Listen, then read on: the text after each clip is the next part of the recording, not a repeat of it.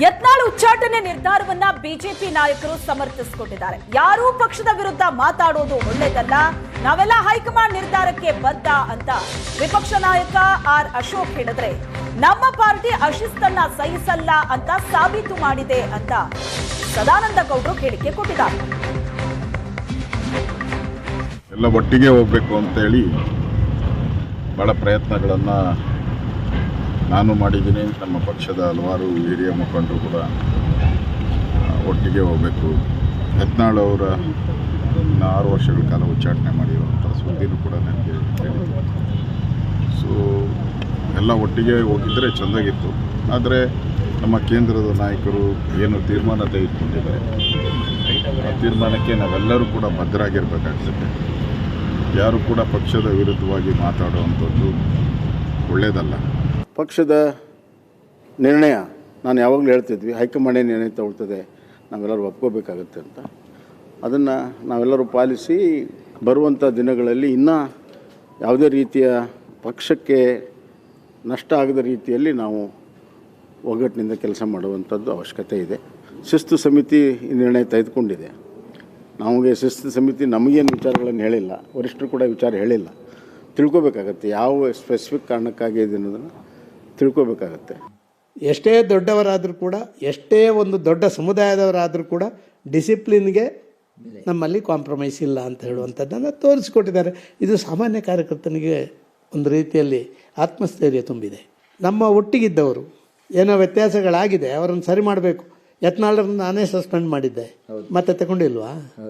ಆದ ಕಾರಣ ಹೊರಗೆ ಹಾಕಿದವರನ್ನು ಎಷ್ಟು ಜನರನ್ನು ತಗೊಂಡಿಲ್ಲ. ಪಂಚಮಶಾಲಿ, ನಾನು ಪಂಚಮಶಾಲಿ ನಾಯಕ ಅಂತ ಹೇಳುವಂಥ ಆ ವ್ಯವಸ್ಥೆಯಲ್ಲಿ ಮುಂದೆ ಹೋಗುವಂಥ ಯತ್ನಾಳರು ಇವತ್ತು ನಮ್ಮ ಪಕ್ಷದಿಂದ ದೂರ ಹೋದಾಗ ಆ ಇಡೀ ಸಮುದಾಯವನ್ನು ಒಟ್ಟಿಗೆ ಸೇರಿಸಿಕೊಳ್ಳಲಿಕ್ಕೆ ಆಲ್ಟರ್ನೇಟಿವ್ ಹೆಂಗೆ ಮಾಡಬೇಕು ಅಂತ ಹೇಳುವಂಥದ್ರ ಬಗ್ಗೆ ಕೂಡ ಅವರು ಆಲೋಚನೆ ಮಾಡಬೇಕು. ಆದ ಕಾರಣ ಯಾರು ಅಧ್ಯಕ್ಷರು ಹೌದೋ ಅಲ್ವೋ ಇದರ ಬಗ್ಗೆ ನಾನೇನು ಹೇಳಲಿಕ್ಕೆ ಇಚ್ಛೆ ಪಡೋದಿಲ್ಲ. ನನ್ನಂಥವ್ರು ಯತ್ನಾಳಂಥವ್ರು 100 ಜನ ಬರ್ತಿರ್ತಾರೆ, ಹೋಗ್ತಿರ್ತಾರೆ. ಇಲ್ಲಿ ಒಬ್ಬ ವ್ಯಕ್ತಿ ಮೇಲೆ ಪಕ್ಷ ನಿಂತಿಲ್ಲ. ಸನ್ಮಾನ್ಯ ಯಡಿಯೂರಪ್ಪನವರು 40-50 ವರ್ಷ ಇಡೀ ಜೀವನಾನ ಅವರು ಅಲ್ಲಿ ಇದಕ್ಕೋಸ್ಕರ ತ್ಯಾಗ ಮಾಡಿದ್ದಾರೆ. ಪ್ರತಿನಿತ್ಯ ಬೆಳಗ್ಗೆ ಎದ್ರೆ ಯಡಿಯೂರಪ್ಪನವ್ರ ಬಗ್ಗೆ ಮಾತನಾಡಿದ್ದು ಬಹಳ ಜನಕ್ಕೆ ನೋವಿದೆ. ಶುರುವಾದ ಡ್ಯಾಮೇಜ್ ಹೆಂಗೆ ಕಂಟ್ರೋಲ್ ಮಾಡ್ತೀರಿ ಸರ್? ಗ್ರೌಂಡಲ್ಲಿ ಆ ರೀತಿ ಏನೂ ಇಲ್ಲ. ಗ್ರೌಂಡಲ್ಲಿ ಪಕ್ಷ ಗಟ್ಟಿಯಾಗಿದೆ, ಇನ್ನಷ್ಟು ಗಟ್ಟಿ ಆಗ್ತದೆ. ದೇವರು ಆ ಬುದ್ಧಿ ಅವ್ರಿಗೆ ಕೊಟ್ಟರೆ, ಕೂಲವಾಗಿ ಶಾಂತವಾಗಿದ್ದರೆ ಅವ್ರ ಜೀವನದಲ್ಲಿ ಅವ್ರಿಗಿನ್ನೂ ಒಳ್ಳೆ ಅವಕಾಶಗಳು ಸಿಗ್ಬೋದು. ಯತ್ನಾಳ್ ಅವರ ಉಚ್ಚಾಟನೆ ಆಗಿದೆ. ಹಾಗಾಗಿ ಅಶಿಸ್ತಿನ ವರ್ತನೆ ಯಾವುದೇ ಒಬ್ಬ ಸಾಮಾನ್ಯ ಕಾರ್ಯಕರ್ತನಿಂದ ಹಿಡಿದು ಎಷ್ಟೇ ದೊಡ್ಡ ನಾಯಕರಾದರೂ ಕೂಡ ಮಾಡಬಾರ್ದು ಅನ್ನೋಂಥದ್ದು ನಮ್ಮ ಪಕ್ಷದ ನಿಯಮ ಇರ್ಬೋದು. ಆದರೆ ಶಿಸ್ತನ್ನು ಬಿಡಲ್ಲ ಪಾರ್ಟಿ 0 ಕಟ್ಕೊಂಡು ಬಂದಂಥ ಪಾರ್ಟಿ ನಮ್ಮದು, ಮತ್ತು ವಾಪಸ್ 0ಗೆ ಹೋಗ್ಬೋದು. ಆದರೆ ವ್ಯವಸ್ಥೆ ಇದೆಯಲ್ಲ, ವ್ಯವಸ್ಥೆಯನ್ನ ಉದ್ಧ್ವಸ್ತಗೊಳಿಸ್ಲಿಕ್ಕೆ ಯಾರಿಗೂ ಅಧಿಕಾರ ನಿರೀಕ್ಷಿತ ಅಂತ ಅನಿಸುತ್ತಿದ್ದು ನೋಡಿದ್ರೆ ಇದು. ಯಾಕಂದ್ರೆ ಕಳೆದ 1.5 ವರ್ಷದಿಂದ ಆದಂಥ ಬಹಿರಂಗವಾದಂಥ ಚರ್ಚೆ ವಿಚಾರಗಳು ಎಲ್ಲದೂ ಕೂಡ ಗಮನಿಸೇ ಇದು ಹೈಕಮಾಂಡ್ ಇವತ್ತು ತೀರ್ಮಾನ ತೆಗೆದುಕೊಂಡಿದೆ. ಎಲ್ರಿಗೂ ಕೂಡ ನಮ್ಮೆಲ್ಲರೂ ಕೂಡ ಇದು ಪಾಠ, ಇದೊಂದು ಮನೆ ರೀತಿಯಲ್ಲಿ ಶಿಸ್ತನ್ನು ಮೀರಿದಾಗ ಪಕ್ಷದ ಒಂದು ಗೌರವವನ್ನು ಕಾಪಾಡಿಕೊಂಡು ಹೋಗುವಂಥ ಒಂದು ವಿಚಾರವನ್ನು ಕಣ್ಮುಂದಿಟ್ಕೊಂಡು ಎಲ್ಲರೂ ಕೂಡ ಗಮನಿಸಬೇಕಂತ ಒಂದು ವಿಚಾರ ಅಂತ. ಯಾವುದೇ ಕಾರಣಕ್ಕೂ ಕೂಡ ಯಾವೊಬ್ಬ ಸಾಮಾನ್ಯ ಕಾರ್ಯಕರ್ತನ ಕೂಡ ಸಂಭ್ರಮವನ್ನು ಆಚರಣೆ ಮಾಡೋಂಥ ಸಂದರ್ಭನೇ ಅಲ್ಲ, ದುಃಖ ಪಡುವಂಥದ್ದು ವಿಚಾರ. ನಮ್ಮಲ್ಲಿರುವಂಥ ಒಬ್ಬ ಹಿರಿಯ ಮುಖಂಡರು ದೂರ ಸರಿತಾರೆ ಅನ್ನೋದೇ ನೋವು ನಮಗೆ. ಆದರೆ ಅನಿವಾರ್ಯ ಇವತ್ತು ಆ ಕೊರತೆಯನ್ನು ತುಂಬಿಸೋ ಕಡೆಗೆ ಏನು ಮಾಡಬೇಕು ಆ ದಿಕ್ಕಲ್ಲಿ ಗಮನ ಕೊಡಬೇಕು ಅಂತ ವಿನಂತಿ ಮಾಡ್ಕೊತೀವಿ.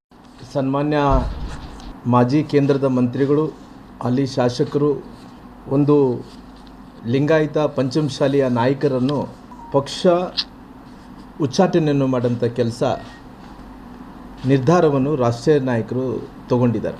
ನಾನು ಮೊದಲನೇದು ಡಿಮ್ಯಾಂಡ್ ಬಂದು ದಯವಿಟ್ಟು ಇದು ಮರುಪರಿಶೀಲನೆ ಮಾಡಿದರೆ ಪಾರ್ಟಿಗೆ ಲಾಭ ಆಗುತ್ತೆ ಅನ್ನೋಂಥದ್ದು ನಾನು ವಿನಂತಿ. ನಾನು ಮರುಪರಿಶೀಲನೆ ವೈಯಕ್ತಿಕವಾಗಿ ಇವತ್ತು ಪಾರ್ಟಿಯಲ್ಲಿರೋ ಕಾರಣ ಕೆಲವು ರಾಷ್ಟ್ರೀಯ ನಾಯಕರು ತೀರ್ಮಾನಗಳು ತೊಗೊತಾರೆ. ಈ ತೀರ್ಮಾನಗಳು ತೊಗೊಂಡಂಥ ಟೈಮಲ್ಲಿ ಅವ್ರನ್ನ ನಾವು ರಿಕ್ವೆಸ್ಟ್ ಮಾಡಬೇಕಾಗುತ್ತೆ.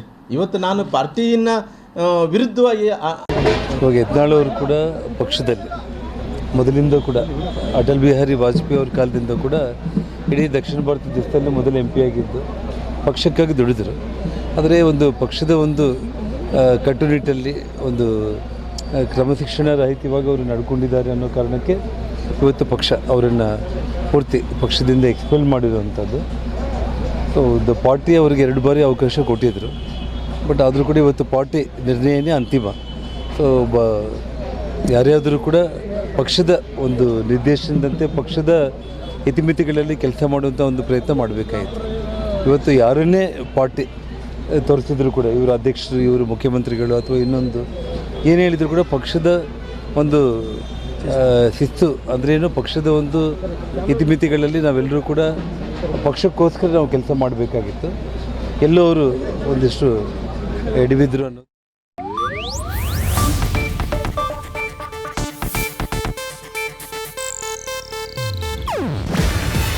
ಇದು ಏಷ್ಯಾನೆಟ್ ನ್ಯೂಸ್ ನೆಟ್ವರ್ಕ್ ಪ್ರಸ್ತುತಿ. ನೀವು ನೋಡ್ತಿದ್ದೀರಾ ಏಷ್ಯಾನೆಟ್ ಸುವರ್ಣ ನ್ಯೂಸ್.